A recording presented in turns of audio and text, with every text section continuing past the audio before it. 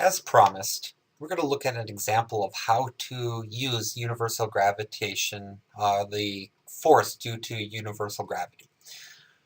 So what we're going to do is we're going to actually take a pretty classic example. And the question we're going to ask ourselves is, now that we know that gravity is given by the equation F equals gmm over r squared, is our value of little g, or where does that value of little g come from, and is our way of using mg still appropriate? So let's look and see if this works out. So let's see if g is still correct. Well, we start looking at universal gravity. We're going to see we see that there are that the force changes in terms of its distance away. So we're going to assume that all those problems that they gave us, all of that information where they said, assume we're near the Earth's surface. Well, let's place an object near the Earth's surface and work out what happens with these equations. So first thing we need to know, what is the mass of the Earth?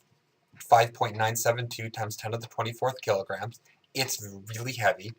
And what's the radius of the Earth? Well, the radius of the Earth is 6.378 times 10 to the 6th. It's a pretty good estimate of where it is. And if we were to place an object there at the radius of the Earth, or on the Earth's surface, and we start looking at it, we start calculating what's the force on that object. Well, this force is gmm over r squared. This is just another force. We still get Newton's second law. So we're going to calculate the acceleration of an object in free fall. So we go through, we could draw a free body diagram, and we write down Newton's second law. We're going to find that an object in free fall has one force on it. It has the force of gravity. So, since the only force is the force of gravity, let's substitute it in. So I'm just taking gmm over r squared and substituting it in for my net force. And I come up with that the negative gmme, I've now definitely made sure I'm calling 1 the mass of the object, 1 the mass of the Earth.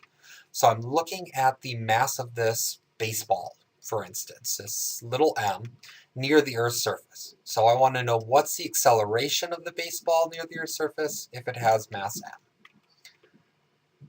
So I go along, and I've assumed away from the Earth is positive, towards the Earth is negative. And I go through. So I can start seeing that, well, I have gmm over r squared.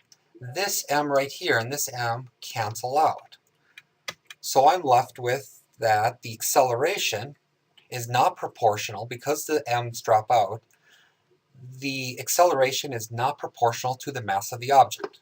Well, that's good, because the acceleration that we had up over before, our old trusty little g, 9.8 meters per second squared, was not proportional to the mass. We times it by mg, but it wasn't, the acceleration that it felt was just 9.8 meters per second squared.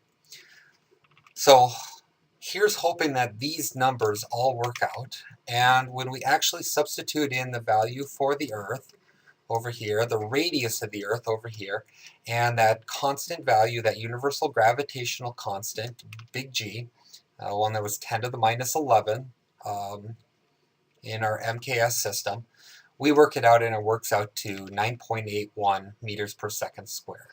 So when we take the universal gravitational law and apply it to an object near the Earth's surface, we found that the mass drops out of this equation. Newton's second law combines the force and tells us how the acceleration, or what the acceleration will be.